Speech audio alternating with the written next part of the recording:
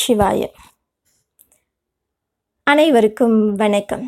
இறந்தவர்களோட பேசுறத பத்தி நிறைய பேர் கேட்குறாங்க. எப்படி பேசுறது, எப்படி பேச முடியும், எங்களாலையும் பேச முடியுமா அப்படின்னு கேட்குறாங்க. முயற்சியும் பயிற்சியும் இருந்தா எல்லாராலையுமே இறந்தவர்களோட பேச முடியும். உடனே முடியாதனாலும் சிறிது காலம் பயிற்சி செஞ்சீங்கன்னா உங்களால பேச முடியும். தியானம் அதற்கு ஒரு மிகச்சிறந்த வழிகாட்டி. முறைப்படி நீங்க தியானம் கத்துக்கும் பொழுது, சக்கரங்களை இயக்கும் பொழுது உங்களுக்கு இறந்தவர்களோட தொடர்பு கிடைக்கும். எல்லா இறந்தவர்களோடையும் பேச முடியுமா அப்படின்னா அதற்கு ஒரு சில சட்ட திட்டங்கள், அதற்கான ஒரு சில வழிமுறைகள் இருக்கு. அதை பின்பற்றும் பொழுது அதற்கு இந்த விதிமுறைகளுக்கு உட்பட்ட விஷயங்களை நம்ம பேச முடியும். இறந்தவர்கள் 1 வருடத்திற்குள்ள இருந்தாங்கன்னா கண்டிப்பா பேச முடியும்.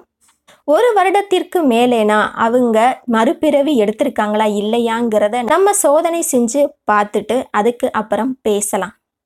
இறந்தவங்களோட பேசுறதுக்கு நிறைய வழிமுறைகள் இருக்கு. ஒய்ஜா போர்டு அப்படின்ற ஒரு வழிமுறையை நம்ம எல்லாருமே கேள்விப்பட்டிருப்போம். ஒய்ஜா போர்டு இருக்கு. நீங்க தியானத்துல பேசலாம். இப்படி நிறைய வழிமுறைகள் இருக்கு. நீங்க பேசணும்னு நினைச்சீங்கன்னா தாராளமா பேச முயற்சி செஞ்சு பாருங்க.